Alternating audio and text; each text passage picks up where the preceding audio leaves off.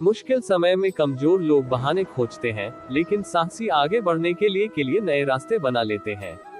दया होनी चाहिए, कमजोरी नहीं ज्ञान होना चाहिए।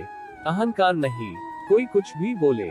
स्वनमा को शांत रखो, धूप कितनी ही तेज हो समुद्र सूखा नहीं करते।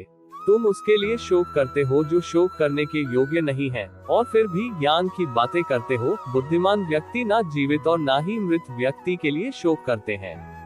मुश्किल समय में अतिरिक्त सावधानी रखनी चाहिए और धीरे धीरे ही लेकिन आगे बढ़ते रहना चाहिए। जब समय थोड़ा मुश्किल हो तो कमजोर व्यक्ति काम न करने के बहाने खोजने लगता है, लेकिन साहसी व्यक्ति आगे बढ़ने के नए नए रास्ते खोज लेता है। मन को शांत और स्थिर करने के लिए भगवान कृष्ण ने बताए हैं 2 उपाय। किसी भी चीज को समझने के लिए सबसे पहले मन को शांत रखना चाहिए और फिर काम पर ध्यान देना। भगवद गीता में भगवान श्री कृष्ण कहते हैं, मन का बेचैन होना उसका स्वभाव है। हमारे मन को लगता है कि अगर वह अलग अलग बातों के बारे में सोचता रहेगा तो हमें आने वाली हर मुश्किल और मुसीबत से बचा लेगा, पर ऐसा होता नहीं है। हम अपने जीवन का काफी अधिक समय सोच विचार करके परेशान होने में निकाल देते हैं।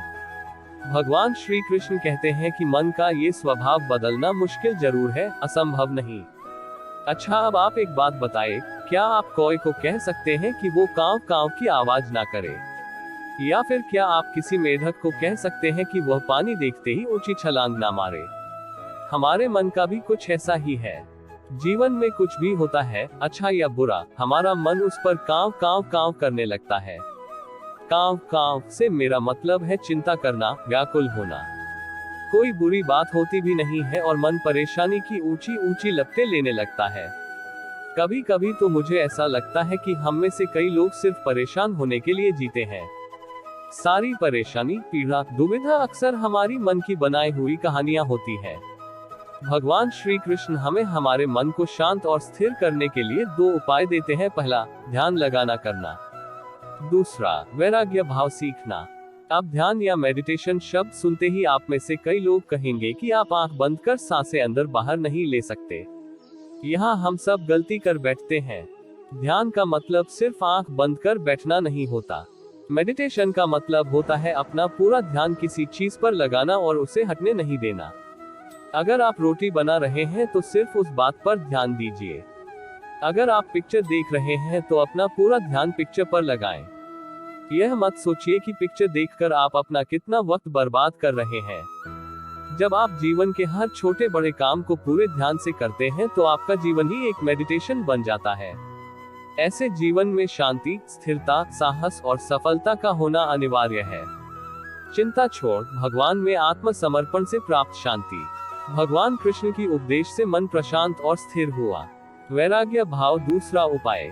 वैराग्य का अर्थ यह नहीं कि आप सब कुछ छोड़कर जंगल में जाकर बैठ जाएं।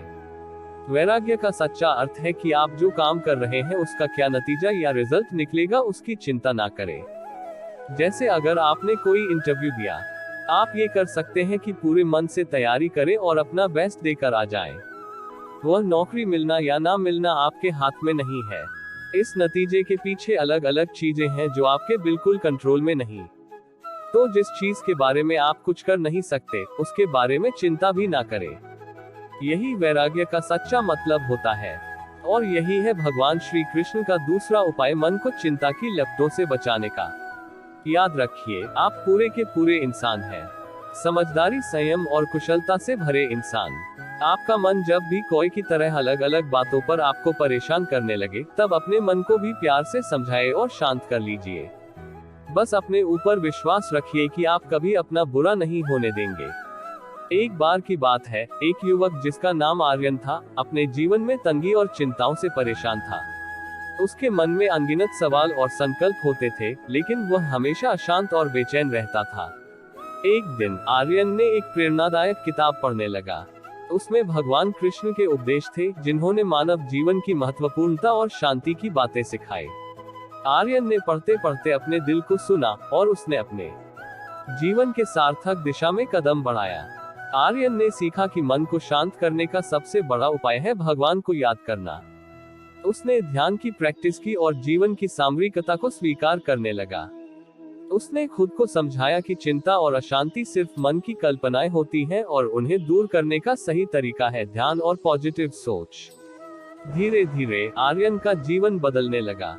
उसका आत्मविश्वास और आत्मसमर्पण में वृद्धि हुई और उसके जीवन में सफलता का सफर शुरू हुआ।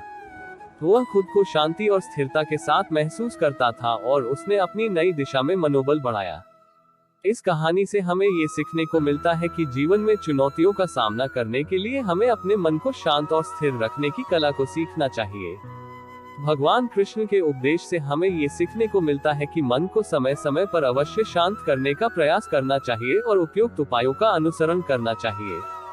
दोस्तों, आज के वीडियो में बस इतना ही। मिलते हैं अगले वीडियो में श्री कृष्ण के नए विचारों के साथ। तब तक के राधे राधे, जय श्री कृष्ण।